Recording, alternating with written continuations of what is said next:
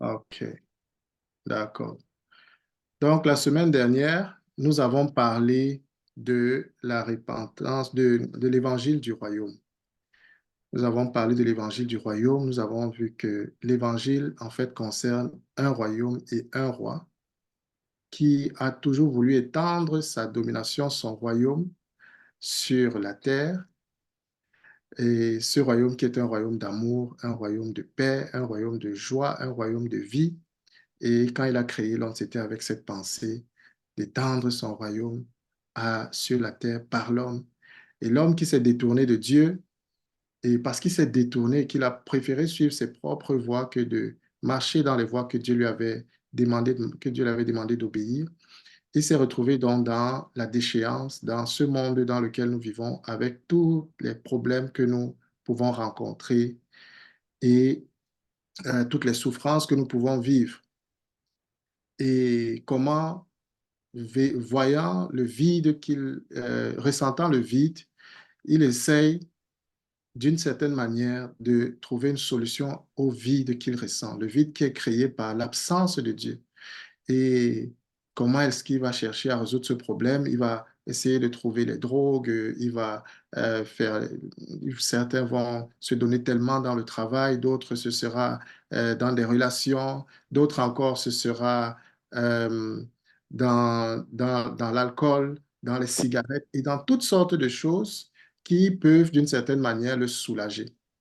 Et on a vu que rien de tout ça ne peut le soulager. Les plus riches, dans plusieurs riches se suicident parce que justement, finalement, ils espéraient qu'ayant suffisamment d'argent, ils n'auraient plus besoin, ils seraient totalement satisfaits. Mais alors, ils ont tout l'argent du monde, mais ils ressentent malgré tout le vide parce que c'est le vide de Dieu. Et les hommes vont de femme en femme, mais ils ne sont jamais satisfaits parce que le vide et leur poursuite, c'est en fait de combler ce vide que Dieu seul peut combler. Et ceux qui vont dans le travail et tout, finalement, ils perdent leur famille. Donc, ça ne marche pas. Les solutions des hommes ne marchent pas. Même ceux qui vont dans la religion, ils vont aller dans la religion, faire beaucoup de choses, mais malgré tout, toujours se sentir loin de Dieu et finalement devenir même hypocrite parce que sans Dieu, on ne peut pas avoir une relation saine avec Dieu. Donc sans Dieu, on ne peut pas avoir une religion saine. Et la seule solution que Dieu a trouvée pour l'homme, pour l'humanité, c'était de venir lui-même, de prendre la forme d'un homme, donc de venir en tant que Jésus et vivre une vie parfaite afin de pouvoir prendre notre place à la croix. C'est ce qu'il a fait. Il est descendu, il est mort à la croix et il est ressuscité victorieux de la mort et il est désormais Seigneur aussi. Il a repris le gouvernement de cette terre. Il est le roi qui règne, il est le Seigneur. Et il viendra juger les vivants et les morts. Il viendra juger les vivants et les morts. Et donc, il commande aujourd'hui à tout homme de se repentir pour revenir à la maison, pour être réconcilié avec Dieu. Il faut aujourd'hui se repentir, mettre sa foi en Jésus, se faire baptiser. Et alors le Seigneur va donner le Saint-Esprit qui va être le gage de notre héritage et il va commencer à nous transformer progressivement pour que finalement il puisse aussi nous envoyer dans ce monde déchu, annoncer la bonne nouvelle. On n'est pas obligé de vivre de cette manière. Jésus-Christ est là, Jésus-Christ est la solution, Jésus-Christ sauve, Jésus-Christ délivre, Jésus-Christ restaure, Jésus-Christ apporte la paix, Jésus-Christ est la solution que nous cherchons. Revenez à la maison, le cœur du Père est ouvert, il veut qu'on revienne à lui, mais aussi la bonne nouvelle, à cet autre côté, celui qui rejette le don gratuit de Dieu sera condamné, sera jugé. Dieu viendra, Jésus viendra pour détruire tout ce monde avec tous les rebelles. Mm. Et malheureusement, ils vont se retrouver en enfer. Et on a demandé à chacun de faire cet exercice. J'ai demandé qu'on puisse faire cet exercice. Avec ce schéma, ça nous permet un peu de pouvoir partager. Nous-mêmes, ça nous aide à comprendre parfois les situations de la vie dans lesquelles nous nous retrouvons. Pourquoi il y a tellement de souffrance sur la terre? Pourquoi il y a tellement de mal? Pourquoi il y a ceci? Pourquoi il y a cela? Et avec ce schéma, ça nous aide à comprendre d'où est-ce que tout cela vient. Et c'est pour ça que j'ai demandé à que chacun puisse faire cet exercice euh, pour qu'à la suite, on puisse envoyer cela à d'autres personnes, même à nos proches, partager sur notre statut et tout, et tout, et tout, et voir la réaction. Ça va nous ouvrir des portes de conversation en ce qui concerne la foi. Et pour certains, s'ils veulent, on pourra même poster cela dans notre compte YouTube pour pouvoir, pour que ce soit une bénédiction à d'autres personnes. Donc, merci à ceux qui ont pu faire cet exercice. Pour les autres, comme j'ai dit, ce serait bien vraiment que vous le fassiez parce qu'au fur et à mesure qu'on avance, il y aura de nouveaux exercices à faire. On se veut pratique, donc on ne veut pas juste de la théorie. Donc, je vous encourage à tous prendre ce temps, 3 minutes, 5 minutes de votre temps. Faites cette vidéo, envoyez-la pour nous tous. On sera bénis avec. Donc, aujourd'hui, nous allons donc parler de cet aspect qui est la repentance, ce premier pas qui est la repentance. Alors, nous voyons Dieu dire à l'homme, commander à l'homme dans Acte 20, la Bible dit que Dieu commande à l'homme de se repentir. Aujourd'hui, il commande. La repentance, c'est un commandement. Dieu commande aux hommes de se repentir parce qu'il vient un jour où il jugera la terre. Il vient un jour où il va juger cette terre. Il va juger tout le mal que nous voyons sur cette terre. Donc, il est essentiel que aujourd'hui l'homme prenne cela au sérieux. Que l'homme prenne cela au sérieux. Quand Jésus viendra, il ne viendra plus comme l'agneau. Il viendra comme le Seigneur. Il viendra comme le lion. Il viendra pour se venger de tous ceux qui ont maltraité, de tous ceux qui ont méprisé le Seigneur, méprisé sa loi, méprisé ses enfants, méprisé ses commandements et qui ont vécu la vie qu'il voulait mener sans tenir compte de Dieu. Dieu viendra et il se vengera des rebelles. C'est pour ça qu'il commande aujourd'hui, repentez-vous, repentez-vous. Donc la repentance, ce n'est pas une offre, comme on disait. L'évangile, ce n'est pas juste une offre pour bien pensante pour les gens. L'évangile, c'est un commandement. L'évangile, c'est la bonne nouvelle, mais elle vient avec un commandement. Repentez-vous. Et la première fois que Jésus prêche, il dit justement dans Marc 4, il dit, repentez-vous, Matthieu 4, il dit, repentez-vous car le royaume des cieux est proche. Repentez-vous, repentez-vous. Parce que le royaume des cieux, quand il arrive, il ne veut pas trouver des gens qui ne sont pas prêts, qui ne sont pas repentis. Ces gens-là n'auront que des pleurs et que des regrets. Repentez-vous car le royaume des cieux arrive. Alors nous allons entrer plus en profondeur. La repentance, c'est quoi? Qu'est-ce que la repentance n'est pas? La repentance, ce n'est pas seulement se sentir coupable. Parce qu'il y a des gens qui se sentent coupables, mais qui ne se repentent pas. La repentance, ce n'est pas seulement demander pardon. Parce qu'on peut demander pardon pour une faute, mais sans se repentir. La repentance, ce n'est pas seulement être désolé. Parce qu'on peut être désolé d'avoir commis quelque chose, mais sans se repentir. La repentance, ce n'est pas sombrer dans la dépression, ce n'est pas s'apitoyer sur soi-même. Parce qu'on peut s'apitoyer sur soi-même sans se repentir. Le cas de Judas, quand il s'est rendu compte que de son acte et tout, il s'est apitoyé sur lui-même jusqu'à aller se pendre. Ça, ce n'est pas la repentance. La repentance, ce n'est pas le regret devant les conséquences de nos actes.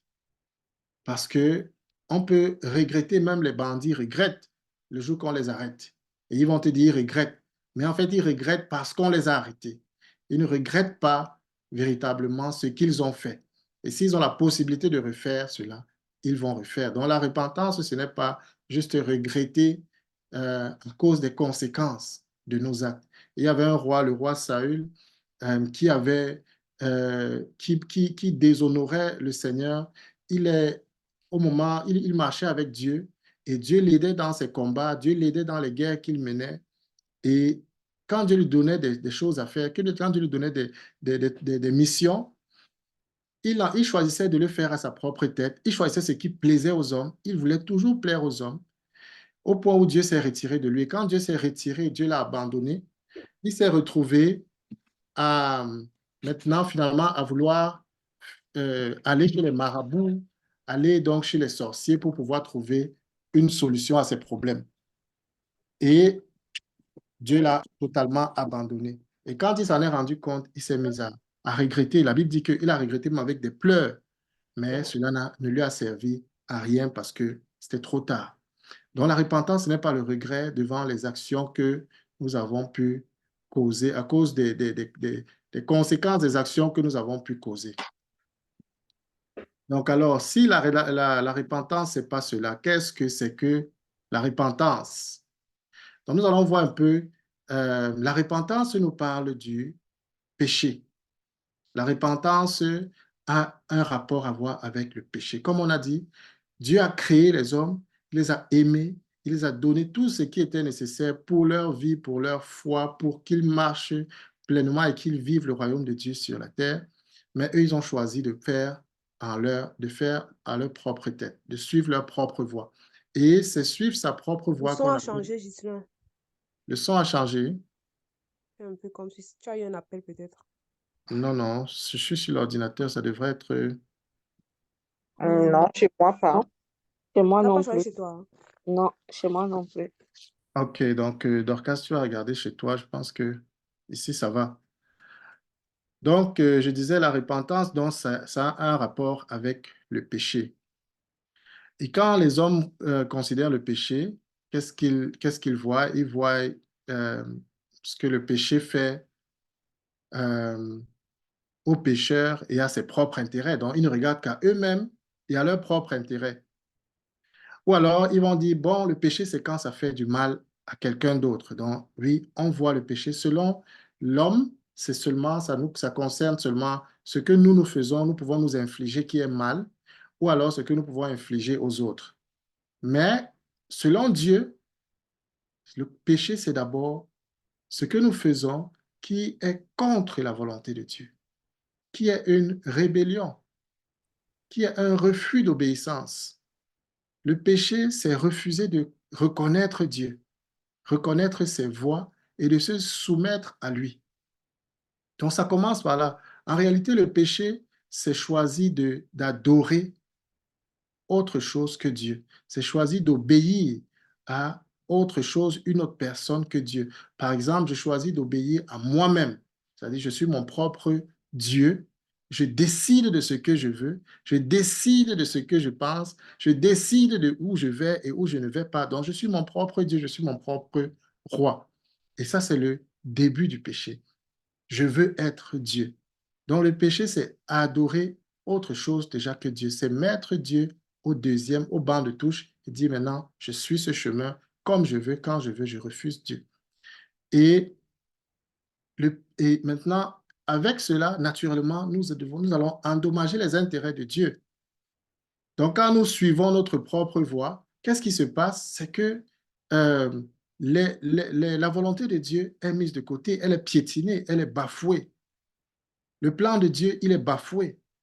Quand un homme décide dans le mariage de suivre sa propre voie, imaginez deux personnes dans le mariage et chacun décide de suivre sa propre voie. Il n'y a pas de... Imaginez un peu, imaginez même seulement dans un pays, il n'y a pas de président, tout le monde décide d'être président. On va suivre qui? On va se piétiner les uns les autres, on va monter les uns sur les autres. Donc, choisir de désobéir à Dieu, c'est choisir d'être soi-même Dieu, choisir de suivre sa propre voie, choisir de décider de ses propres règles en feignant d'ignorer tout ce que Dieu a dit. Et ce qui va endommager les intérêts de Dieu, ce qui va endommager le plan de Dieu. Et ce n'est qu'après que les conséquences aussi nous allons subir les conséquences de ces actes-là. Mais ça commence par Dieu. Ça commence par Dieu. Et ce n'est qu'avec tout ça là aussi que nous allons maintenant, que tout ça va causer des conséquences, qu'il y aura des conséquences sur les humains, sur les autres, sur nos proches. Mais ça commence par la désobéissance à Dieu. Et dans Luc 15, on nous parle du fils prodige, le fils prodigue qui vivait chez son père, qui était plein, qui était rassasié, qui vivait bien, mais qui a commencé à convoiter les choses du dehors, les choses qu'il n'avait pas, les choses qu'il ne pouvait pas faire, ainsi de suite. Et finalement, il a demandé à son père de donner son héritage pour aller vivre sa vie et se battre seul, et qui n'aurait pas besoin de son père. Il voulait se battre de ses propres ailes, il voulait y aller et faire sa vie et suivre ses convoitises. Et il est parti, il a suivi ses convoitises, il a dépensé tout son argent. Finalement, il s'est retrouvé sans argent dans un pays lointain. Il s'est retrouvé à souffrir, à manger avec les porcs, ainsi de suite. Et jusqu'à ce qu'il prenne conscience que cette vie, là où il est, ce n'est pas la vie qu'il voulait vivre et ce n'est pas la vie que son père peut lui donner. Il reconnaît qu'il est en très mauvaise posture, en très mauvaise position. Et il reconnaît qu'il a mal fait. Et donc, il rentre en lui-même et il se dit, bon, je vais retourner vers mon père et je vais lui dire, j'ai péché contre toi. Et ce qui est intéressant, quand il revient, dans Luc 15, ceux qui veulent peuvent lire ça après, ce qui est intéressant, c'est qu'il dit, j'ai péché contre le ciel et contre toi. Il ne dit pas juste, j'ai péché contre toi. Il dit, j'ai péché contre le ciel et contre toi. Et on peut même se demander, mais comment il peut dire j'ai péché contre toi alors que c'est son héritage. Il pouvait faire de ça ce qu'il voulait. C'est son argent, tu vois. Mais il reconnaît que même comme il a reçu cet héritage, il a déshonoré son père. La vie qu'il a menée a déshonoré son père. Et avant cela, ce qu'il a fait et ce qu'il a mené devant Dieu est un grand péché. Donc, le, le, le, la, la repentance, donc, c'est de reconnaître tout cela, que le péché est une offense à Dieu, une rébellion contre Dieu, quelque chose de hideux, quelque chose de détestable, quelque chose qui manifeste la haine de Dieu. Le péché, c'est tout ce qui a détruit tout ce que Dieu voulait construire. C'est c'est tout ce qui détruit tous les hommes que Dieu veut construire. C'est tout ce qui détruit tous les plans que Dieu veut. C'est tout ce qui détruit tous les humains que Dieu a créés. C'est le péché, c'est la maladie, la pire maladie, celle qui a tué Jésus. C'est le péché qui a amené Jésus à la croix. Donc, de reconnaître cela, et maintenant, le mot pour repentance dans la Bible, c'est métanoïa. Ça veut dire changement de mentalité, d'intention. Tristesse qu'on éprouve de ces péchés, la douleur d'avoir offensé Dieu.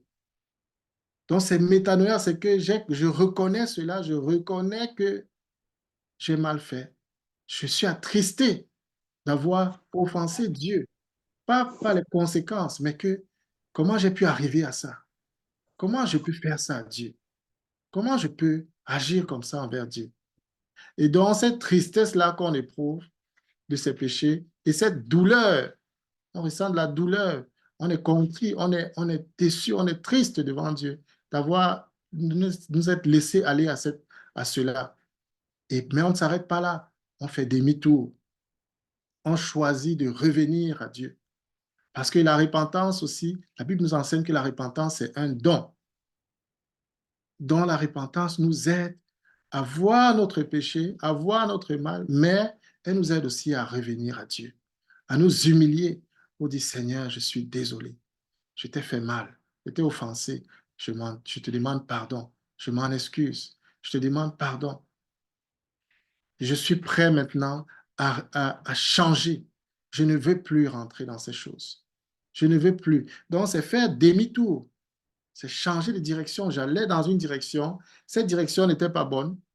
Je reconnais que la direction que j'avais prise n'était pas bonne. Et je choisis de changer de direction. Donc, comment on va reconnaître quelqu'un qui est repenti lorsqu'il a changé de direction?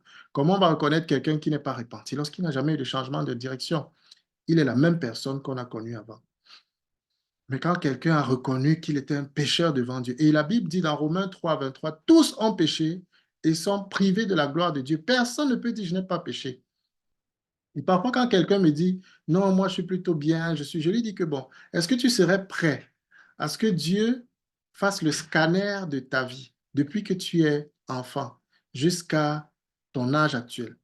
Et il prend tous les épisodes de ta vie, les moments où tu as haï les gens, les pensées que tu as envers tes amis, les pensées que tu as eues envers tes amis, les choses que tu as fait en cachette que personne n'a vues.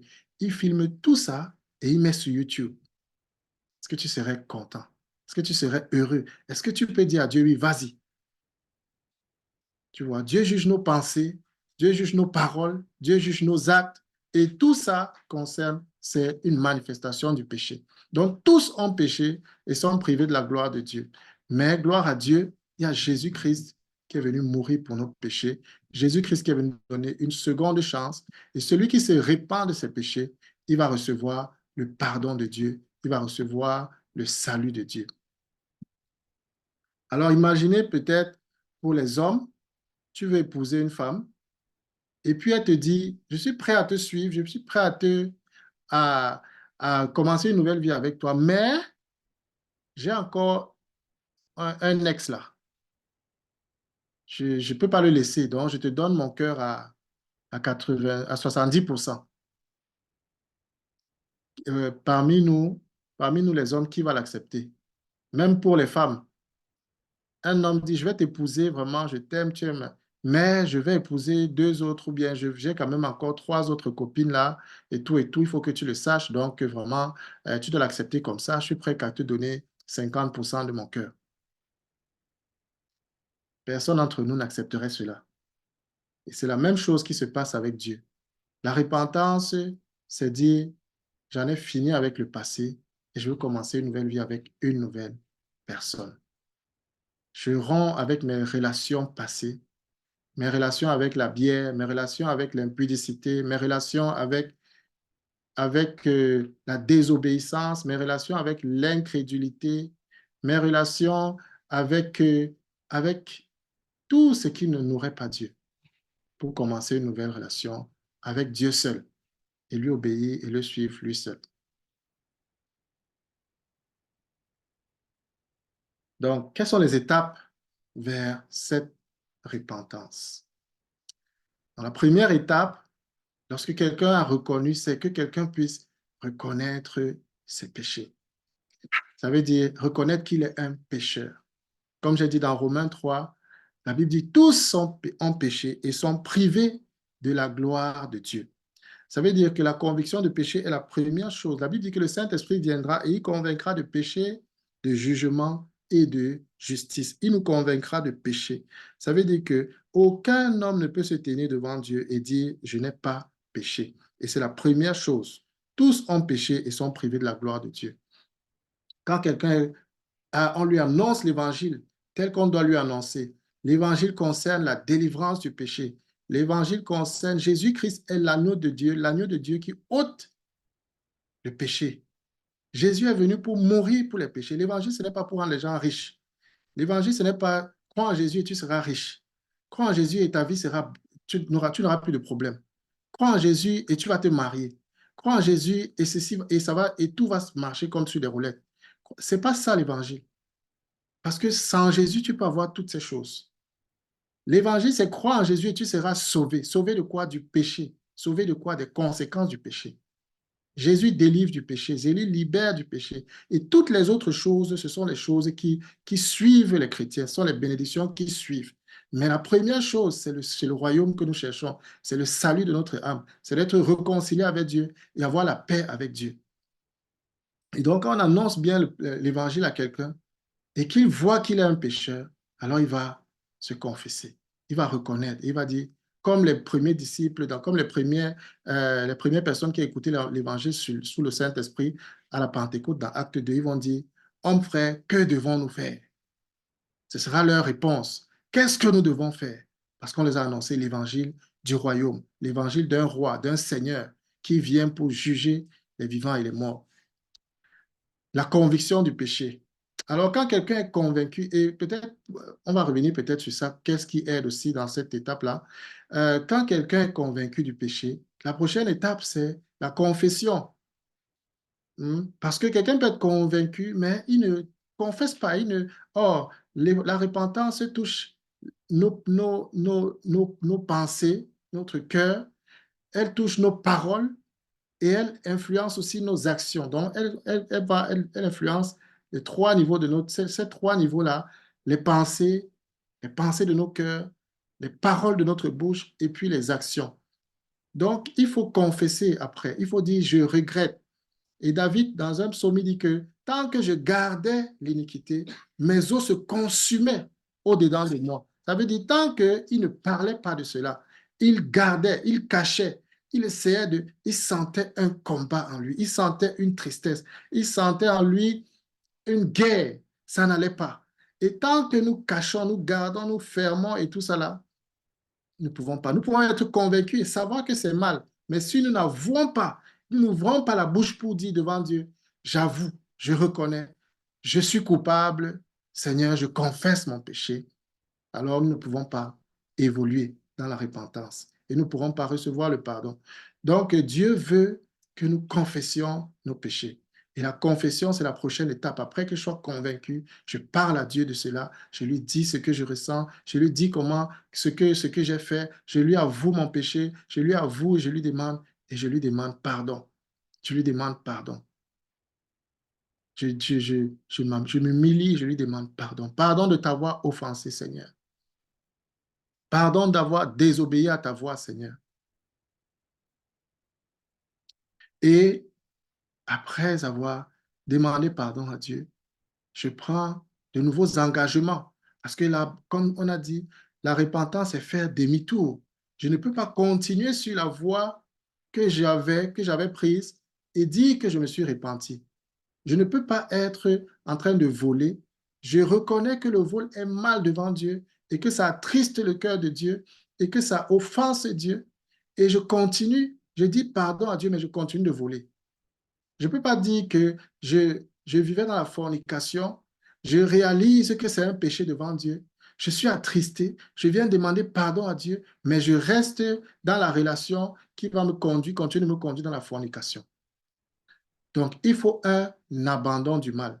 Il faut un changement. Il faut un détour. Il faut faire demi-tour. Il faut renoncer. Il faut dire, Seigneur, je renonce à ce péché et surtout prendre les décisions qui vont suivre.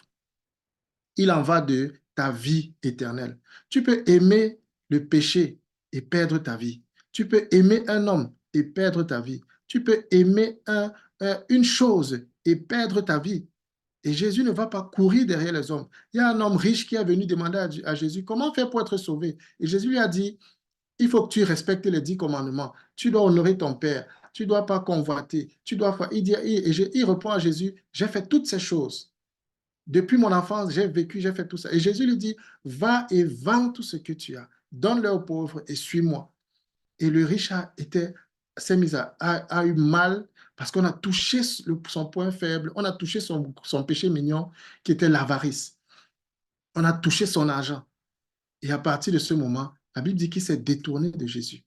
Et Jésus a dit combien il est difficile pour un riche d'entrer dans le royaume des cieux.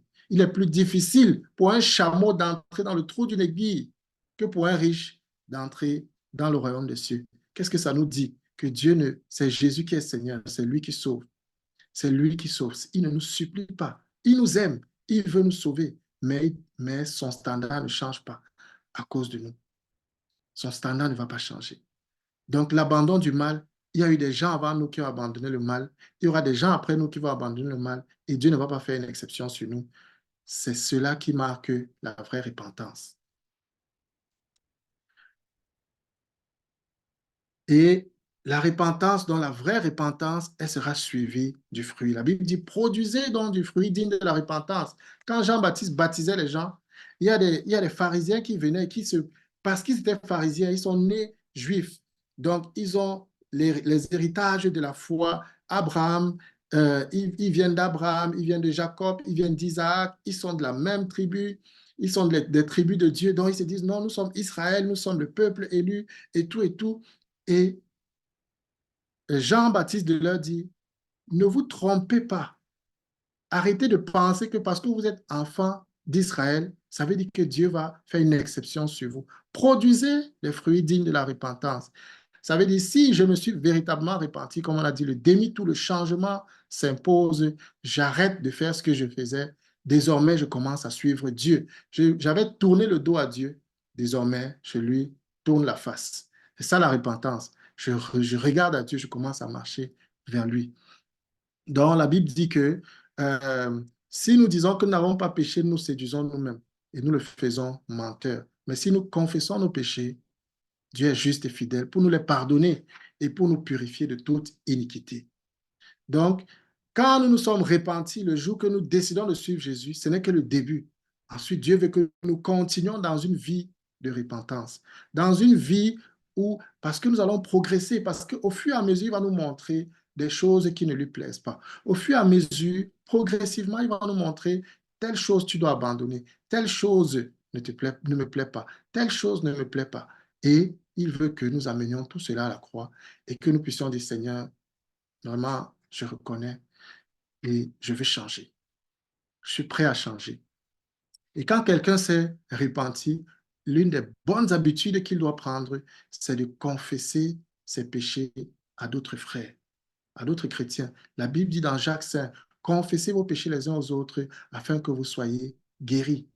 Donc, il y a une puissance dans le fait de se libérer, d'ouvrir la bouche, d'amener nos péchés à la lumière, de dire, ça expose Satan, ça expose le mal et ça nous donne la victoire sur le péché. Donc, il faut être convaincu du péché. Il faut que le péché, il faut que l'évangile nous touche et nous poignarde pour qu'on voie qu'on est des pécheurs devant Dieu. Et il faut on confesse, on avoue et on confesse à Dieu. Et il faut qu'on prenne des engagements de ne plus rentrer en arrière, de recommencer, de commencer une nouvelle vie avec Dieu et qu'on persévère dans cette nouvelle marche-là. Alors, comment aider une personne à se repentir? En lui annonçant l'évangile du royaume. Première chose. Pour qu'il soit convaincu, il faut lui annoncer l'évangile du royaume. Pas un évangile moins cher, pas un évangile bon marché, pas un évangile où on dit viens à Jésus, ça suffit, il faut seulement dire, il faut seulement confesser, comme si Jésus était un mendiant qui avait besoin qui avait besoin de l'âme des hommes pour se sentir bien. Jésus est le roi des rois. Il est le Seigneur des seigneurs. Il règne. La repentance, c'est pour notre bien. C'est lui qui veut nous ramener dans le royaume. Et c'est nous qui avons intérêt à venir. Parce que si nous allons subir le moment venu son jugement, il ne veut pas que nous subissions. C'est une grâce que nous devons saisir. Nous devons annoncer l'évangile du royaume. Et nous devons annoncer et nous pouvons utiliser les 10 commandements. Comme quand quand l'homme riche est venu voir Jésus, qu'est-ce que je dois faire pour être sauvé? Il a commencé à lui citer les 10 commandements. Et la Bible dit que la loi a été donnée pour le pécheur, pour l'injuste. Donc, quand on utilise la loi normalement, c'est pour amener quelqu'un à voir son péché. C'est pour les pécheurs d'abord. Ce n'est pas d'abord pour le juste, c'est d'abord pour le pécheur. Donc, on utilise les 10 commandements et on lui dit, voilà, est-ce que tu as déjà eu à mentir dans ta vie? Est-ce que tu as déjà eu à voler dans ta vie? Est-ce que tu as déjà eu à faire ceci?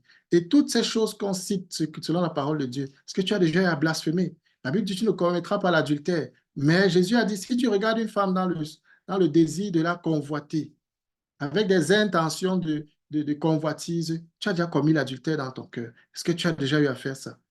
Et seulement en listant seulement les 10 commandements, tout le monde va fermer la bouche et se reconnaître coupable. Donc, il faut pouvoir l'amener à voir qu'il est lui-même un pécheur. Il faut l'aider à confesser. De quel péché, on peut lui poser la question, de quel péché est-ce que tu aimerais te repentir? Quel péché te semble le plus difficile à abandonner? Ça permet de dire même, ça lui permet d'exprimer des choses qui sont peut-être des forteresses dans sa vie. Et comme ça, quand on va prier avec la personne, on va pouvoir prier pour qu'elle soit délivrée de ces choses. À qui est-ce que tu dois pardonner? C'est une autre question qu'on peut lui poser parce que justement, l'un des péchés que les gens ont, c'est la rancune, c'est le manque de pardon. Dieu les a pardonnés, ils vivent nous vivons du pardon de Dieu chaque jour, mais nous avons tellement de mal à pardonner aux autres, tellement de mal à pardonner aux autres. Et ça, c'est l'un des gros péchés qu'on retrouve particulièrement partout. Donc, on peut les aider en citant même les sortes de péchés qui existent. On peut les aider en leur demandant, en leur posant ces questions. Et puis, il faudrait que les personnes soient spécifiques. Ça veut dire, ils ne vont pas seulement dire que oui, j'ai péché. Non. Qu'est-ce que tu as fait? Il faut que tu avoues, il faut que tu dises. Si tu as ce que tu as fait, si tu as volé, tu dis j'ai volé. La repentance est citée. La Bible dit dans Matthieu 3, quand Jean baptisait, il dit que les gens, confessant leurs péchés, ils se faisaient baptiser. Ils disaient ouvertement ce qu'ils avaient fait. Dans Actes aussi, la Bible dit que ceux qui avaient pratiqué la magie allaient chercher les livres qu'ils avaient utilisés pour la magie, les objets qu'ils avaient utilisés pour la magie, et ils venaient brûler publiquement. Donc, on disait ça ouvertement. On venait, j'ai confessé, j'ai dit ça, j'ai fait ça, j'ai fait ça, j'ai fait ça. Et on ne cache pas, on ne fait pas semblant, on ne couvre pas. Non, c'est le péché, c'est le mal. C'est quelque chose que Jésus hait, c'est quelque chose que Dieu hait. Et c'est quelque chose que ça expose le diable lorsque nous confessons, lorsque nous disons ces choses à la lumière. Donc, Dieu veut qu'on confesse. qu'on le dise et qu'on le dise de manière spécifique. Et puis, nous l'aidons à abandonner, à réparer. Ça veut dire, si j'ai commis du tort à une autre personne, comment est-ce que je peux réparer cela?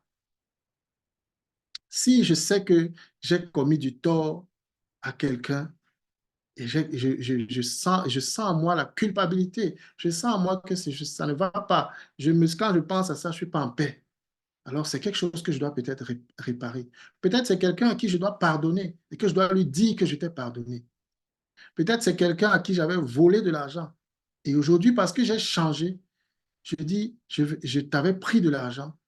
Soit est-ce que tu peux me pardonner? Ou alors on trouve un moyen que je puisse te le rembourser progressivement. Mais il faut poser des actions concrètes. Donc, selon le Saint-Esprit va nous aider. Le Saint-Esprit va mettre en nous souvent des convictions. Le Saint-Esprit va mettre en nous souvent des, des, des choses qui vont montrer, qui vont nous aider à voir qu'il faut réparer cela. Dieu n'est pas satisfait. Dieu n'est pas encore satisfait de cet état des choses. Et peut-être en causant avec, on peut l'aider à voir. Maintenant, si ce n'est plus réparable, alors ça ne sert à rien de se morfondre. On remet à Dieu, on reçoit sa paix. Mais si ce sont des choses même on sent qu'il faut réparer et que Dieu nous convainc de réparer, on va chercher le moyen de réparer, de restituer. Donc voilà comment nous pouvons, nous-mêmes, pour ceux qui sont déjà passés par ce chemin-là, nous pouvons aider une personne à se repentir. Et puis, dès ce moment, nous devons continuer, nous devons l'encourager à confesser ses péchés. Si c'est avec nous qu'il a fait cette confession, nous devons constamment lui demander, nous devons revenir et lui demander comment est-ce que tu évolues par rapport à cette chose-ci. S'il t'a dit que j'avais des problèmes avec la masturbation, tu vas lui demander comment est-ce que tu évolues dans ce domaine. Est-ce que tu es encore retombé? Il faut lui apprendre à être ouvert parce que c'est ça qui va le délivrer. C'est quand on apporte les choses à la lumière que Dieu apporte la guérison, qu'il apporte la liberté. Confessez vos péchés les uns aux autres afin que vous soyez guéris. Donc nous avons cette responsabilité. Pour nous-mêmes, pour d'autres chrétiens, nous devons apprendre à parler de ce qui nous trouble. La guérison est dans la confession. Nous devons aller vers les autres frères, nous leur disons. Nous allons voir que ça nous libère d'un poids et ça nous libère même de la tentation parce que ce n'est plus caché. Et nous disons même, s'il te plaît, demande-moi encore le mois prochain comment ça va avec ce sujet. Prie pour moi et demande-moi. Si nous sommes prêts à changer, alors Dieu va nous aider. Mais si nous ne sommes pas prêts à changer, alors ça ne sert à rien. Nous allons être juste hypocrites et ça ne va rien nous apporter, ça ne va pas nous aider. Nous allons nous mentir à nous-mêmes. Donc voilà comment nous pouvons aider quelqu'un à se repentir. La repentance est naturellement la repentance seule. Le premier pas de repentance seul ne suffit pas parce que il ne suffit pas de dire, je ne veux plus faire cela, Seigneur, j'ai péché contre toi. Non, maintenant, il faut prendre le don de Dieu. Il faut recevoir le pardon qui est en Jésus-Christ. Il faut croire en Jésus parce que c'est l'œuvre de Jésus qui nous libère de la culpabilité, qui nous apporte le pardon. C'est parce que Jésus est mort à la croix qu'aujourd'hui nous pouvons être réconciliés. Donc, Jésus entre maintenant en l'équation. Maintenant que nous sommes humiliés et nous avons reconnu nos péchés, mais comment on va faire? Est-ce qu'on va retourner dans nos péchés? Comment on va faire? Comment on va vivre désormais? Qui va nous aider? Il y a une bonne nouvelle. Jésus-Christ est mort, il est ressuscité, il est vivant et il veut nous aider à marcher en nouveauté de vie. Donc, c'est là où entre la foi en Christ. Et la foi en Christ et la repentance, c'est deux choses qui sont liées. C'est comme quand quand tu entres, tu deviens citoyen d'un nouveau pays, tu reçois un passeport et ce passeport te donne certains droits, qu'on peut dire les acquis que nous avons en Jésus-Christ. Hein, si tu es citoyen du royaume des cieux, tu reçois certains droits en tant qu'enfant de Dieu. On dit que tu es devenu enfant de Dieu. Tu as droit au Saint-Esprit. Tu as droit au pardon. Tu as droit à la paix. Tu as droit à la joie. Tu as droit à la délivrance du péché. Tu as droit à tout l'héritage que Dieu a préparé. Tu as droit à la relation avec Dieu. Tu as le droit d'écouter la voix de Dieu. Tu as le droit au don du Saint-Esprit. Tu es désormais un enfant de Dieu. Ton héritage est disponible. mais tu as aussi des devoirs. Tu dois continuer de marcher comme un citoyen du royaume de Dieu. Et quand tu t'es repenti, ça veut dire que tu as choisi de ne plus marcher comme un citoyen du monde, citoyen du péché, mais tu as décidé de commencer à suivre la voie des citoyens du royaume des cieux. Dans le royaume des cieux, par exemple, dans le monde, par exemple, quand quelqu'un te fait mal, tu fermes la porte, tu détruis la barrière qui vous liait, tu détruis la porte qui vous liait, tu jettes le candidat, tu l'oublies et tout et tout. Dans le royaume des cieux, c'est différent. Si ton frère a péché contre toi, va et reprends-le. Si ton frère pêche 7 fois contre toi, pardonne-lui 7 fois. Si ton frère pêche 77 fois contre toi, pardonne-lui 77 fois. Et ne pardonne pas seulement, va vers ton frère pour la réconciliation. Cherchez-le. Vous voyez, le royaume des cieux a des standards différents. Priez pour vos ennemis. Faites du bien à ceux qui vous ont fait du mal. Il ne dit pas seulement non, euh, chacun pour soi, Dieu. Non, ça c'est le monde, ça c'est le péché. Dans le Seigneur, Jésus est venu pour nous chercher. Nous étions rebelles, nous étions pécheurs, nous étions détournés de lui.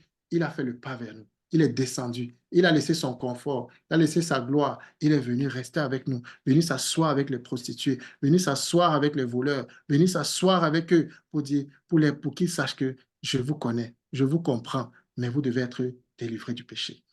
Et je peux le faire. Et je suis venu pour vous pardonner. Et c'est ça, le royaume des cieux. Nous avons des droits, nous avons des citoyens, des devoirs en tant que citoyens célestes. Donc la foi, c'est ça. La foi, c'est comme un médecin. Maintenant que je suis venu à Jésus, je suis venu, j'ai cru, je me suis repenti. Maintenant, je vais commencer une nouvelle vie avec Jésus. Alors, quand tu vas chez le médecin te prescrit comment des médicaments pour que tu puisses guérir de ta maladie. Il te dit, fais comme ça. Tu vas faire le sport comme ça. Tu vas faire ceci. Tu vas prendre ce genre de médicaments. Tu vas faire. Et quand tu as la foi au médecin, tu vas prendre ce qu'il te dit.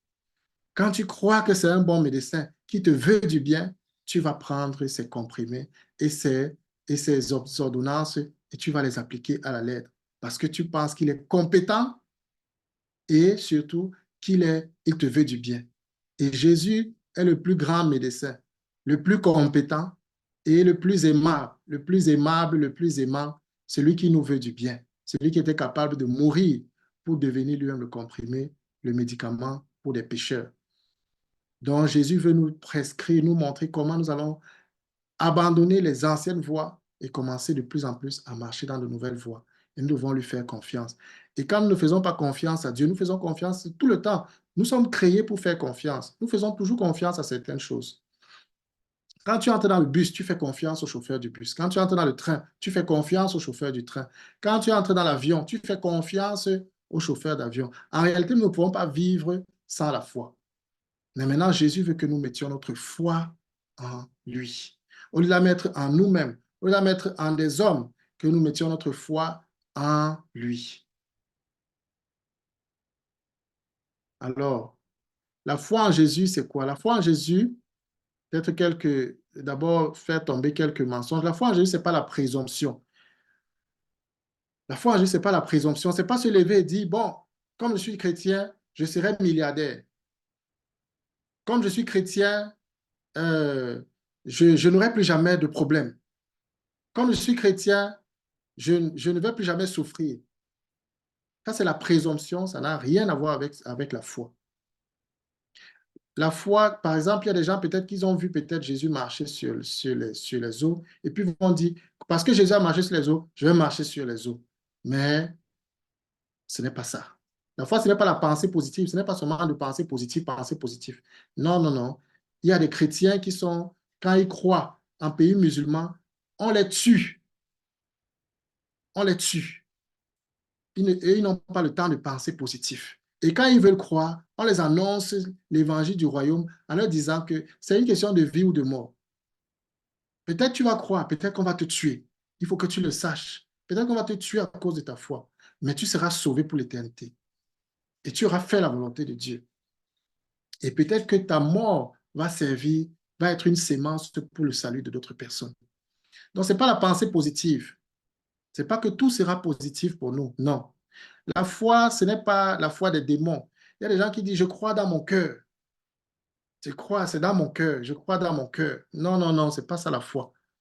La foi, c'est les démons aussi. La Bible dit que les démons aussi croient. Eux, ils tremblent même. Eux, ils tremblent parce qu'ils savent que Dieu est réel. Eux, ils tremblent, ils paniquent. Si ta foi ne te fait même pas encore paniquer, si tu ne fais pas paniquer devant la majesté de Dieu, c'est que tu n'as même pas encore la foi avec les démons.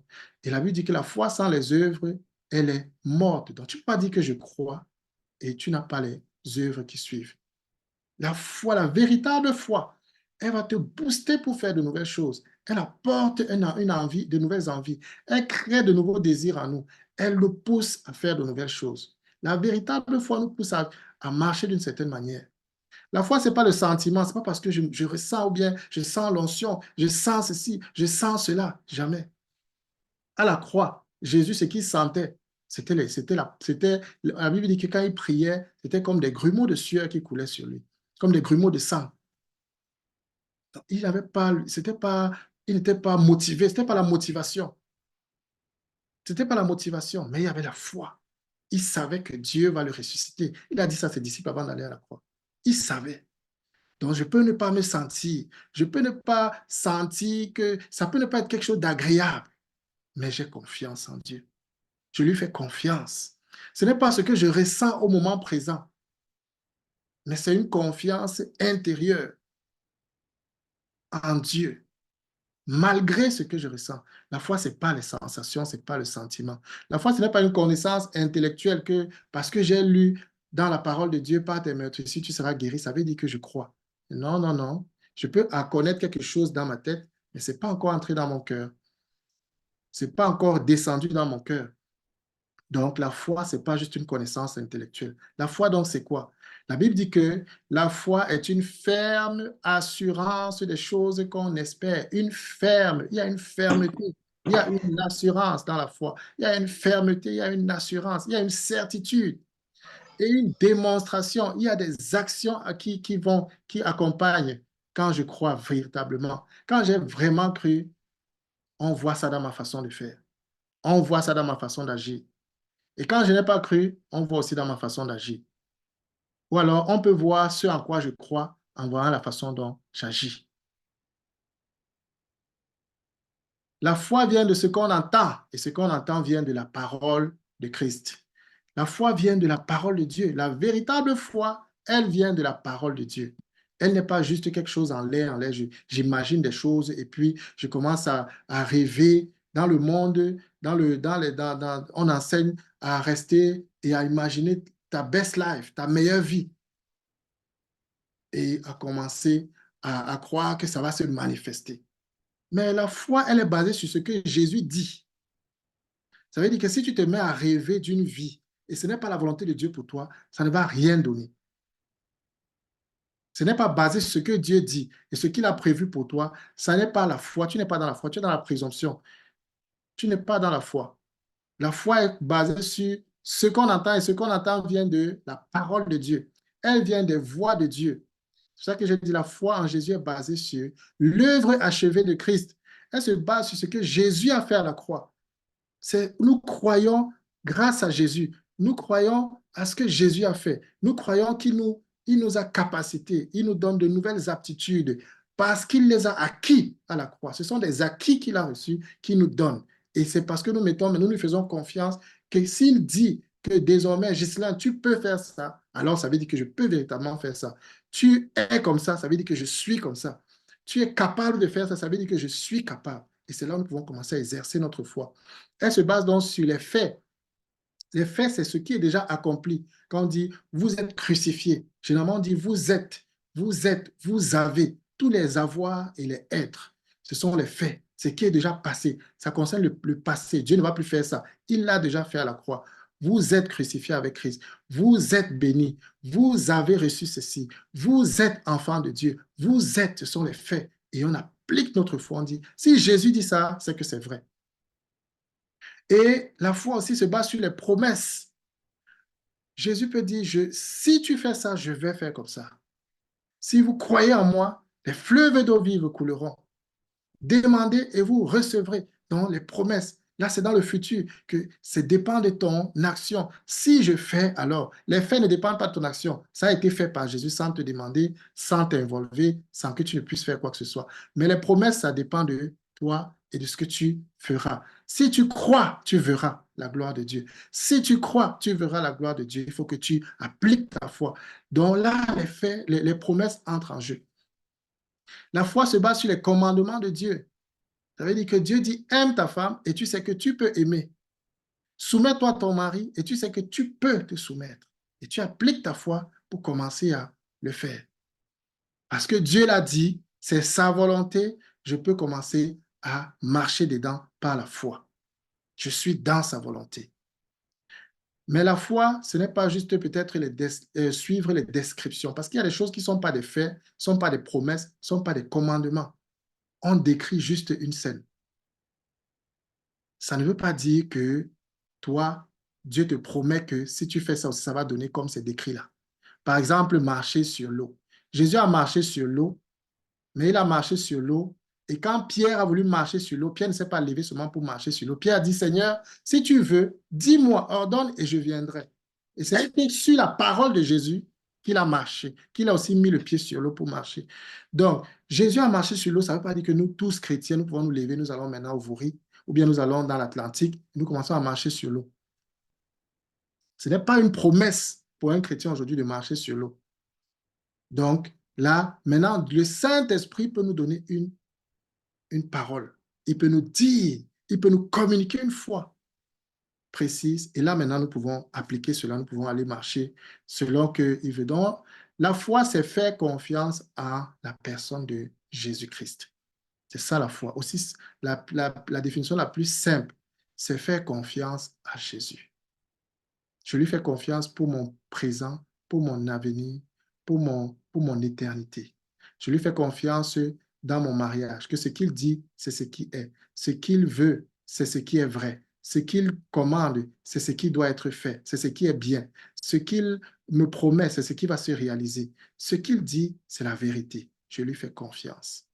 Donc, je mets ma confiance en Jésus. La foi en Jésus, c'est cela. Je lui fais confiance entièrement.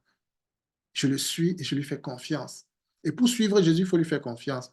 Sinon, il y a des choses tu vas évoluer. En évoluant dans la foi, en évoluant, il y a des moments où tu auras des difficultés, tu auras l'impression que c'est comme si Jésus te conduit au mauvais endroit. C'est comme s'il ne t'aime pas. Il faut lui faire confiance pour pouvoir le suivre. Et il vaut la peine, ça vaut la peine de le suivre. Alors, comment grandir dans la foi? Comme j'ai dit, la foi, tout comme la repentance, la foi touche nos pensées, elle touche nos paroles et elle touche nos actes. Elle touche nos pensées parce que la foi vient de ce qu'on entend.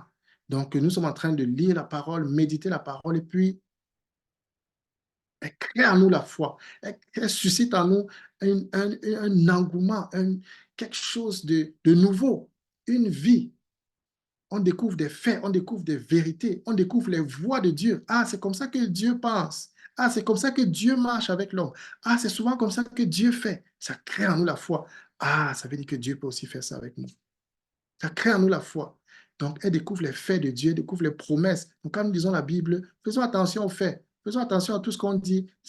Quand on dit que Jésus, par la croix, par les meurtrissures de Jésus, par son sang, nous avons été, nous sommes devenus, ce sont les acquis. Ça, c'est notre héritage. C'est déjà dans notre compte bancaire. Nous devons mettre juste notre foi, appliquer notre foi. C'est comme aller à la banque, retirer ce qui t'appartient. Et donc la foi commence dans la pensée et puis elle continue par la parole. J'ai cru, c'est pourquoi j'ai parlé. Donc, quand nous voulons grandir dans la foi, nous devons apprendre à dire ce que Dieu dit, à parler ce qu'il dit, à proclamer ce qu'il dit, à déclarer ce qu'il dit, à témoigner ce qu'il dit. Quand quelqu'un te dit, tu vas mourir, je ne mourrai pas, je vivrai, je raconterai les œuvres de l'Éternel. Si tu es dans une conversation et puis on te donne une parole, tu sais que ce qu'il dit là, ça crée plutôt la peur, c'est le mensonge. Il faut que tu contres avec la parole de foi, la parole de Dieu. Et ça, c'est que quand toi-même tu crois que la parole est vérité. Tu crois que ce que Dieu dit, c'est ce qui est. Tu crois que ce qu'il promet, c'est ce qui va arriver. Si on te dit, ce monde ici va être détruit, Peut-être beaucoup d'entre nous allons se mettre à paniquer, oh, tout ça va être détruit. Mais la parole de Dieu nous dit que il faut que l'évangile ait atteint toutes les ethnies, toutes les tribus, et avant que la fin n'arrive. Donc nous savons qu'il y a encore un travail à faire avant que tout finisse.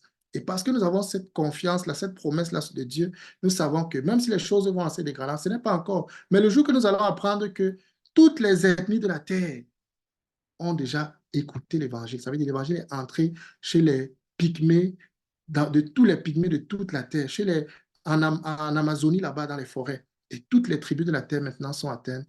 Alors on pourra dire, ah, maintenant, je crois que c'est le temps, tout peut se passer à tout moment.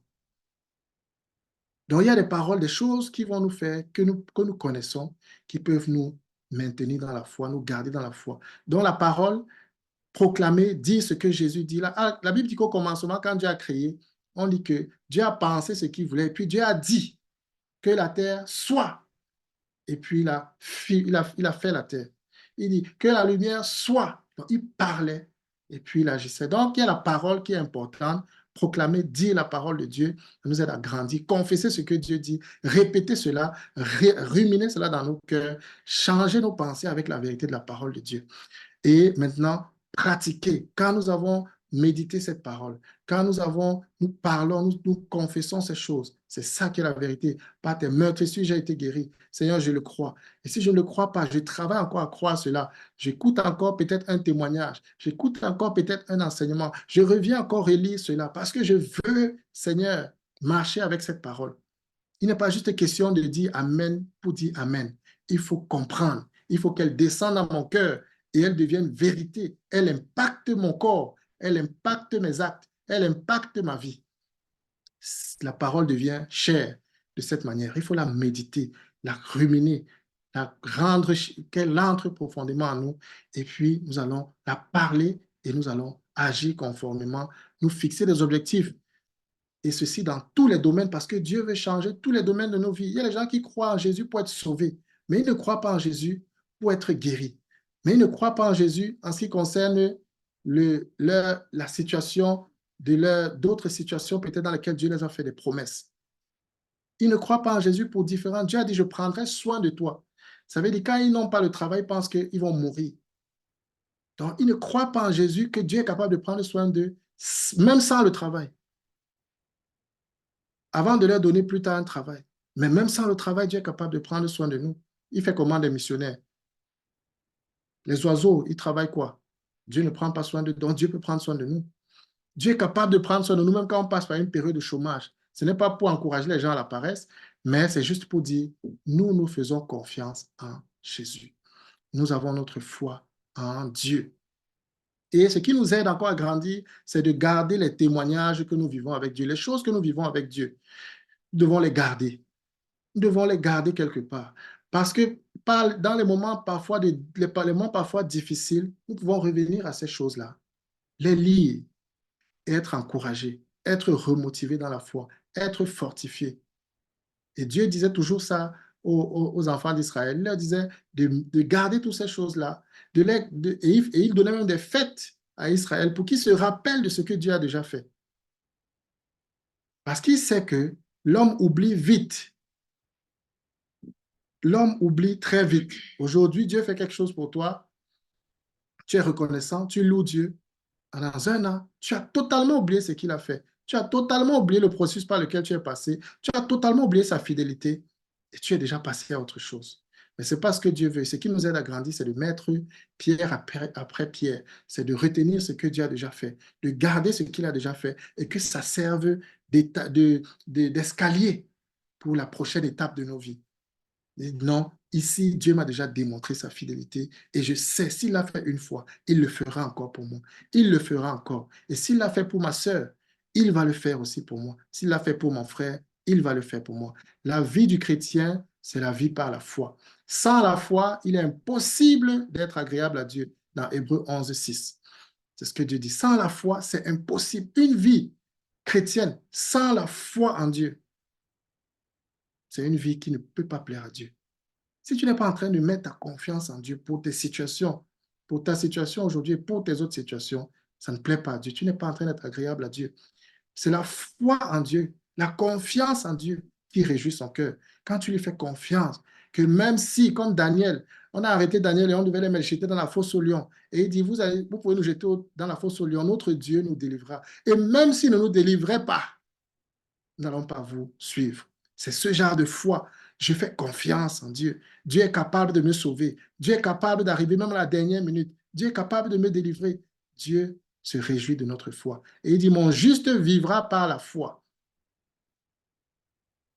S'il se retire, mon âme ne prend pas plaisir en lui. S'il laisse la foi, il rentre dans le domaine de l'incrédulité, des doutes, et de ci, et de cela, et de ceci. Oui, c'est écrit, mais. Oui, c'est écrit, mais. Dieu cherche des gens qui croient comme des enfants. Dieu dit, c'est comme ça. Il dit, OK, d'accord, papa, je te suis. C'est comme ça, d'accord, papa, je te suis. Donc, la foi, c'est ça. La foi, c'est croire en Dieu comme un enfant. Croire en Jésus à ce qu'il a fait comme un enfant. Et quand nous croyons que nous commençons à parler cela, pratiquer cela, nous allons commencer à grandir. Et si nous commençons, quand disons quelqu'un au Seigneur, nous devons aussi l'aider à cela. Nous rassurer qu'il médite régulièrement la parole. Nous lui demander, qu'est-ce que tu demandes à Dieu actuellement? Sur quoi est-ce que tu es en train de... comment est-ce que tu es en train de travailler ta foi actuellement? Quels sont les domaines sur lesquels tu es en train de mettre ta foi en pratique? Qu'est-ce que Dieu t'a dit et comment tu es en train de pratiquer cela? C'est comme ça que nous allons l'aider. Tu passes par quoi? Quel objectif tu peux te fixer dans la foi? Voici ce que Dieu dit. Voici ce qu'il dit dans sa parole. Voici ce qu'il dit. Et selon ces paroles, comment est-ce que tu peux fixer la prochaine étape? Qu'est-ce que ça t'inspire?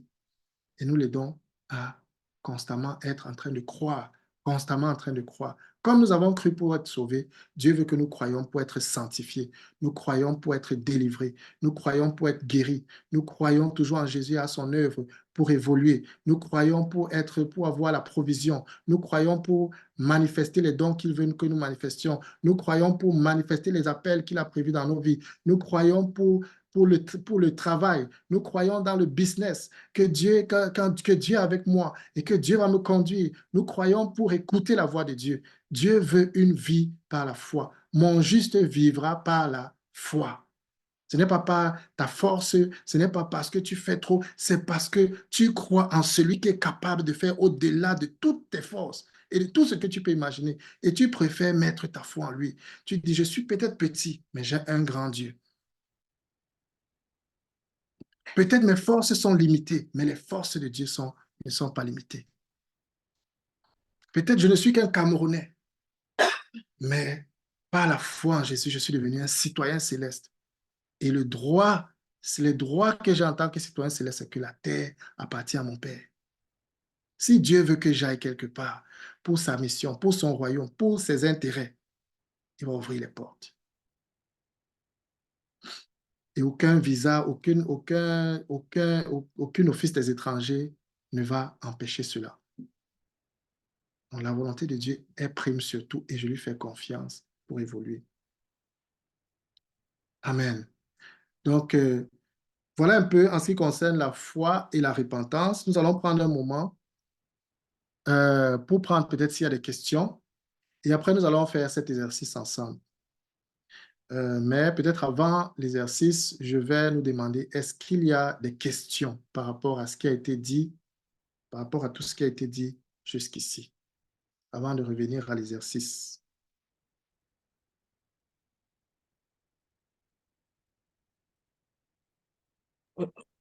C'est du coup, moi, c'est Marlise du coup qui parle. En Mhm. fait, c'est pas vraiment une question, mais c'est pour Encore, je partage encore cette image. Vous voyez l'image?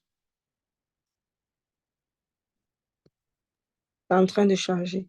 Ah, là, c'est bon, moi, je vois. D'accord. Donc, cette image, c'est déjà pour celui qui n'a pas encore fait ce pas de repentance, comme je dis, c'est bien de faire signe, de me faire signe, de faire signe à peut-être quelqu'un, celui qui vous a invité, ou bien pour qu'on puisse faire ce pas-là. C'est important. Et pour celui qui l'a déjà fait, voilà, il y a un après, il y a un avant et un après. Comme on a dit, la repentance, c'est faire demi-tour. Il y a un avant et un après de sa vie. Et nous voulons donc apprendre aussi à parler de cela, à témoigner de cela. Comme on a dit, l'une des choses qui nous fait grandir aussi, c'est de témoigner ce que Dieu a déjà fait dans nos vies. Ça nous aide à grandir. Donc, et pour le faire, ce petit chemin va nous aider. Je dis juste, avant de connaître Jésus, deux choses qui ont marqué peut-être ma vie. Donc, que chacun de nous puisse noter, pardon, deux choses qui ont marqué notre vie avant de connaître Jésus. Donc, chez moi, par exemple, je peux mettre là, j'étais alcoolique. Je peux mettre là, ma vie était vide de sens. Donc, ça, c'était avant que je ne rencontre Jésus. J'étais peut-être un fornicateur, ainsi de suite. Donc, prenons une minute et notons deux choses qui, qui caractérisent particulièrement notre vie, deux péchés, deux choses que je peux dire, ça, c'était vraiment moi avant de connaître Jésus. Et puis, à la suite, nous allons dire, qu'est-ce qui a changé depuis que j'ai rencontré Jésus? Donc, par exemple, celui qui était alcoolique, devenu sobre, celui qui n'avait pas de sens dans sa vie, il a actuellement des projets. Son cœur bouillonne de projets. Et maintenant, comment la rencontre s'est passée avec Jésus? Donc, avant de rencontrer Jésus, c'était comme ça. Aujourd'hui, après avoir rencontré Jésus, voici le changement que je constate.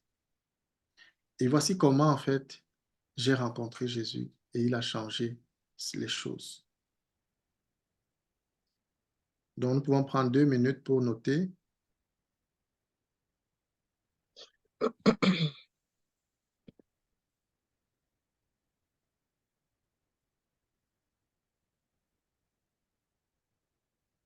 Si c'est bon pour tout le monde, vous pouvez juste faire signe, peut-être en mettant un pouce.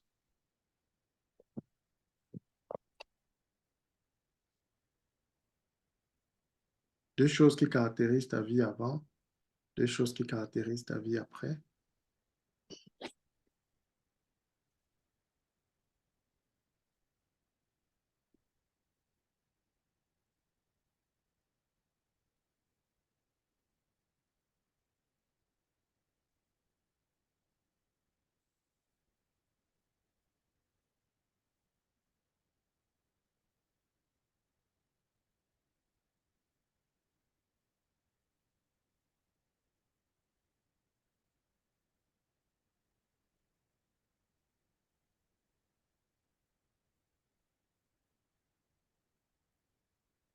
OK, OK.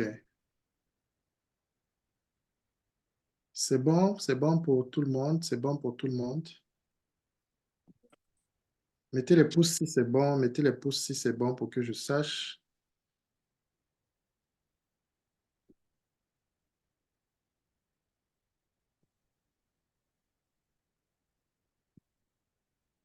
Je vois un seul pouce jusqu'ici.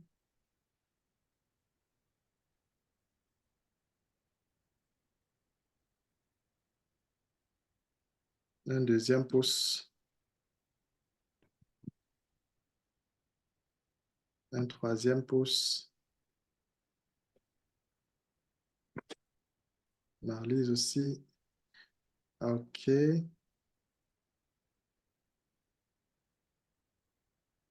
D'accord. Quatrième. D'accord. Donc, je pense que pour la plupart, c'est bon. Donc, on peut évoluer. Donc, il est question maintenant de pouvoir raconter cela à une autre personne. Et une phrase avec laquelle on peut l'utiliser chaque jour, c'est: il fut un temps dans ma vie. Et par exemple, pour moi, il fut un temps dans ma vie, j'étais alcoolique, je passais toutes mes nuits dehors, j'étais tout le temps dans les boîtes, j'étais tout le temps, et je buvais je ne me retrouvais plus, je m'oubliais constamment, je faisais des gaffes. Et ma vie n'avait pas de sens parce que tout ce que j'essayais ne me remplissait pas, ne donnait aucun sens à ma vie. Et jusqu'à ce que je rencontre Jésus. Un jour, quelqu'un m'a parlé de Jésus et il m'a vraiment, il m'a dit vraiment que Jésus pouvait m'aider, que Jésus pouvait me sauver, que Jésus m'aimait, que Jésus voulait me guérir et surtout que si je restais dans mon péché, je mourrais de cette manière, j'allais finalement me retrouver en enfer, ce qui n'était pas la volonté de Dieu. Et Jésus avait payé pour que je sois sauvé, payé pour mes péchés pour que je sois sauvé. Et quand il m'a dit, voilà, si tu veux connaître Jésus, on va prier ensemble, tu vas te repentir de tes péchés, et puis tu vas inviter Jésus, tu vas demander à Jésus que tu aimerais être son enfant et tu veux le suivre. Et je l'ai fait. Depuis que je l'ai fait, ça a complètement bouleversé ma vie. Je me sens plus sobre. J'ai pu arrêter l'alcool. J'ai pu, même s'il m'arrive de boire, c'est à peine. C'est ça, je sais me maîtriser. Et je suis devenu, j'ai des projets tout le temps. J'ai envie de faire des choses. Ma vie a désormais un sens. Et est-ce que tu as vécu une histoire pareille avec Dieu, avec Jésus? Est-ce que tu as déjà vécu une histoire pareille? Bon, ça, c'est la fin. La question de fin, c'est est-ce que tu as déjà vécu une histoire pareille?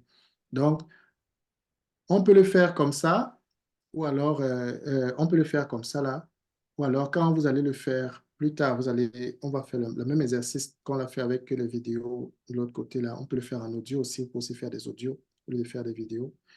Euh, et puis, vous faites cet exercice-ci, vous envoyez en audio et vous dites à la fin, est-ce que tu aimerais, est-ce que tu as vécu une histoire pareille déjà? Est-ce que tu as déjà vécu une histoire pareille ou alors est-ce que tu aimerais vivre une histoire pareille avec Dieu? Et ce qu'on va faire après avoir partagé cela le groupe, ce sera que on va partager cela avec nos amis. Donc, tu peux choisir deux, trois amis, tu vas vers eux et tu leur dis, voilà, on est en train de faire les fondements de la foi. Et on nous a donné un exercice à pratiquer avec nos amis. Est-ce que tu as une minute, tu as 5 minutes pour que je puisse te partager un peu ce que j'ai, ce que j'ai appris? Il te dit oui, tu dis voilà, en fait, c'est mon témoignage. Avant de connaître Jésus, c'était ceci, c'était cela. Je vivais comme ça, je vivais comme ci et tout et tout. Depuis, puis à un moment, j'ai fait la connaissance de Jésus. Un ami m'a parlé, j'ai eu ceci, j'ai eu cela. Tu parles de ta rencontre avec Jésus. Et ce qui a changé avec Jésus après. Et après cela, j'ai fait ci, j'ai vécu et tout et tout et tout. Et puis tu poses la question de fin. Qu'est-ce que tu en penses? Est-ce que tu as déjà eu à vivre une histoire pareille?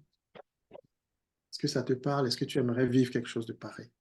Puis tu vois comment Dieu va orienter la conversation.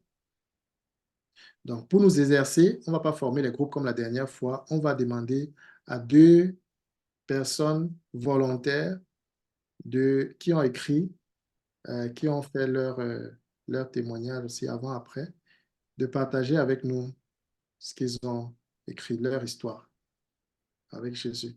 Donc, deux volontaires de manière spontanée.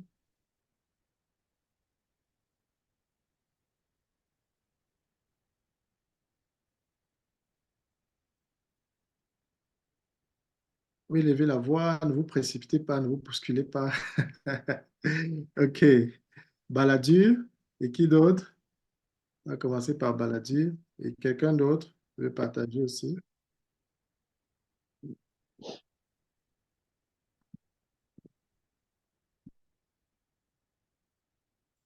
OK. S'il n'y a personne d'autre, on va d'abord prendre Baladur. Et puis peut-être l'autre personne est en train de réfléchir et elle va se signaler après. OK, Baladur. Donc, je vais arrêter. On t'écoute alors, Baladur. Vas-y. Bon, d'accord, bonsoir encore à tous. Bon, moi, il fut un temps dans ma vie, j'étais catholique, j'étais convaincu de marcher vraiment, d'être sur le droit chemin. J'étais quelqu'un qui comptait beaucoup sur soi-même, sur les autres et après sur Dieu. Ça veut dire, lorsque j'étais face à des situations, face à des challenges, je pensais d'abord, Franck, tu peux le faire, tu peux y arriver, tu es un être humain. Si X ou Y l'ont fait, alors tu peux aussi. Après, quand c'était chaud, je disais, OK, peut-être je peux compter sur maman, sur l'oncle, sur X, sur Y. Et c'est après que je disais, Seigneur, je n'en peux plus, aide-moi. Donc, Dieu, c'était en fait le dernier recours. À côté de ça, j'étais aussi quelqu'un qui aimait beaucoup la vie des projecteurs, euh, le monde public, en fait, c'est-à-dire toujours être en train d'être parmi les décideurs, en fait.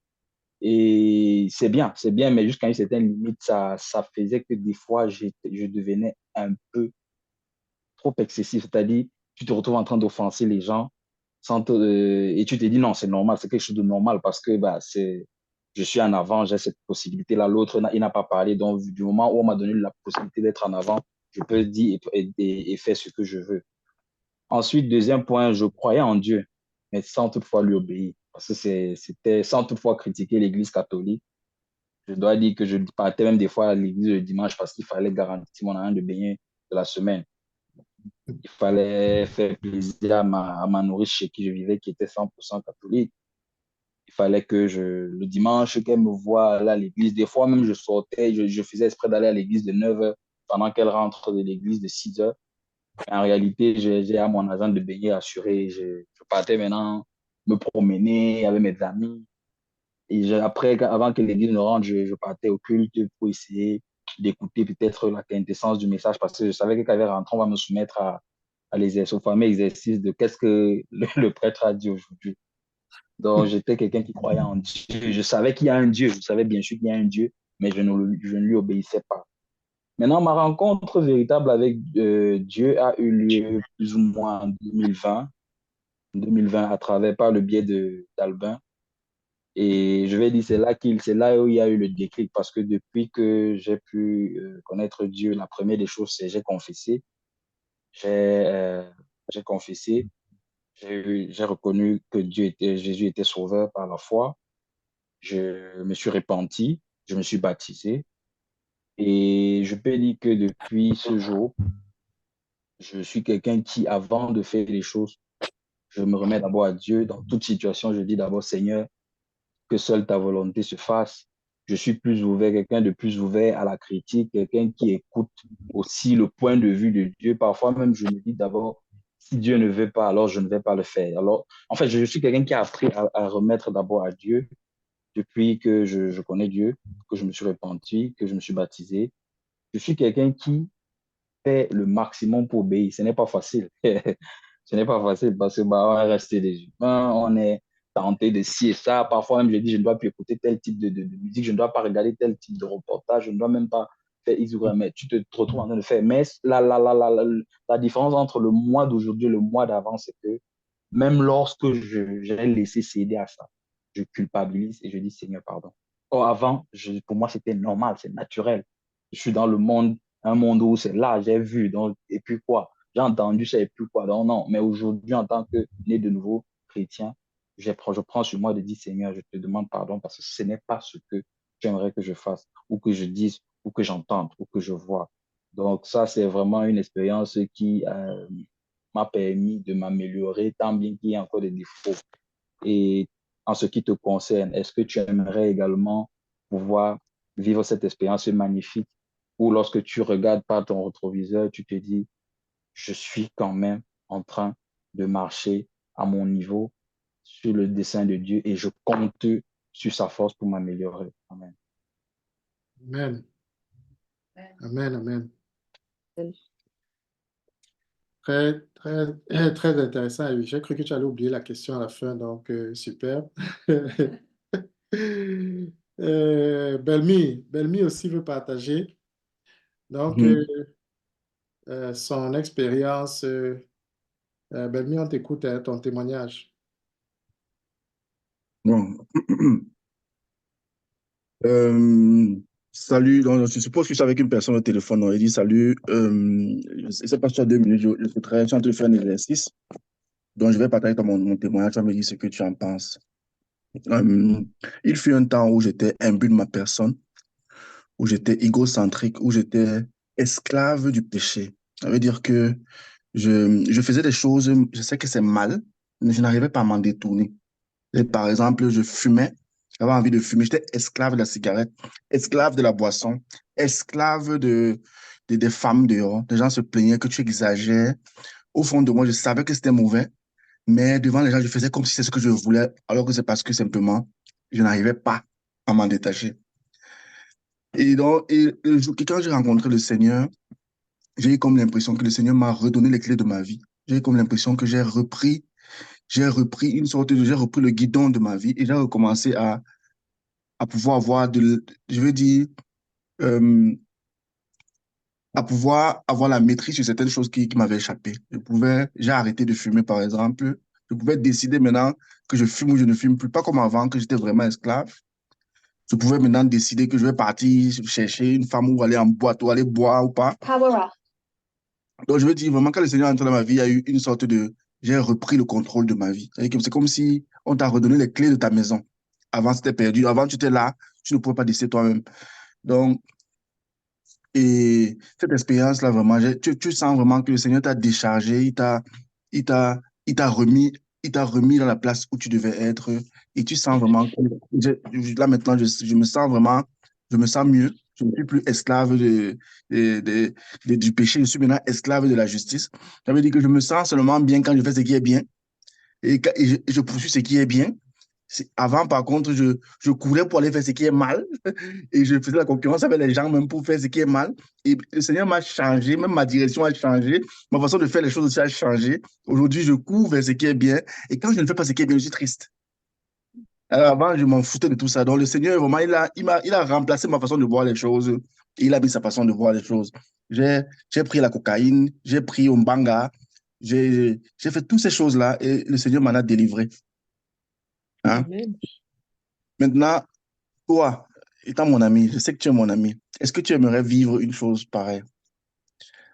Est-ce que je te connais? Est-ce que tu es fatigué de cette vie-là? Est-ce que tu es fatigué de faire semblant aussi, comme moi je faisais? Est-ce que tu veux te débarrasser de ça, mais devant les gens, tu fais comme si tu étais fort? Donc, je viens donc te proposer aujourd'hui la solution. Hein, celui qui va te redonner le contrôle de ta vie. Là où tu vas marcher, tu auras la tête haute, où tu ne feras plus semblant, où les gens ne vont plus parler, tu auras honte. Et tu vas gonfler le dos, où tu n'auras plus besoin de montrer que tu es ce que tu n'es pas. Hein? Est-ce que tu es intéressé, n'est-ce pas, à vivre cette nouvelle vie-là? Est-ce que tu veux vivre une vie transformée? Oui, C'est je vraiment suis. ça. Tu as répondu oui. C'est moi, c'est Clémence. Ah, amen, amen, amen. OK, donc, vous voyez, c'est l'exercice qu'on va faire. Donc, j'attends vraiment. Ce qu'on va faire, c'est que chacun de nous, on essaye de faire cet exercice-là et d'envoyer vraiment dans le groupe et écoutons ce que les uns et les autres partagent et puis donnons leur un feedback. N'écoutons pas seulement et on met les likes. Donnons un feedback s'il y a des choses qui peuvent améliorer. Et puis, la prochaine chose à faire, c'est de vraiment aller et parler de ça avec quelqu'un. Il faudrait que la semaine prochaine, quand on se retrouve, ou bien même dans le groupe, vous pouvez faire témoignage ce qui s'est passé quand vous avez partagé cela avec vos amis. Qu'est-ce qui s'est passé? Donc, il y a trois choses qu'on va faire dans le groupe. Première chose, on va partager nos expériences, on va partager ces témoignages-là. Qu'est-ce que tu étais avant? Deux choses. Comment tu as rencontré Jésus? N'oublions pas ça. Belmi, tu as oublié ça. Comment? Mmh. Comment? Et puis, la troisième chose, c'est qu'est-ce que Jésus a changé? Et on termine avec la question, et toi, qu'est-ce qu'il en est de toi? Est-ce que tu veux vivre ça? Est-ce que tu as déjà vécu quelque chose de pareil? Donc, on va partager ça. Donnons les feedbacks à cela. Et puis maintenant, l'autre chose que je voulais aussi, c'est que on puisse partager cela avec nos amis et on donne les feedbacks. Et s'il y a encore des questions, des choses qui sont ouvertes, ou bien des choses qui nous ont marquées, sur lesquelles on veut revenir dans le groupe, n'hésitons pas, postons ce qui nous a marqué, ce qui nous a bénis. Peut-être qu'il y a des gens qui n'étaient pas là aujourd'hui et qui veulent savoir ce qui s'est passé, ce qu'on a appris et tout ça là. Écrivons dans le groupe et rendons le groupe actif. Et pour la prochaine fois, nous allons parler du baptême. Je vous invite à... Je vous encourage Juste, à inviter. excuse-moi, Gislain. Oui.